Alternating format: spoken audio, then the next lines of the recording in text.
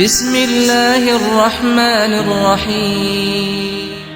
مولائے کائنات علی ابن ابی طالب علیہ السلام ارشاد فرماتے ہیں، میں اس دار دنیا کی حالت کیا بیان کروں کہ جس کی ابتدا رنج اور انتہا فنا ہو، جس کی حلال میں حساب اور حرام میں سزا و عتاب ہو۔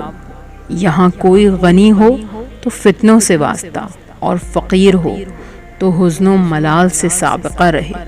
جو دنیا کے لیے سعی و کوشش میں لگا رہتا ہے، اس کی دنیاوی آرزوئیں بڑھتی ہی جاتی ہیں، اور جو کوششوں سے ہاتھ اٹھا لیتا ہے، دنیا خود ہی اس سے سازگار ہو جاتی ہے۔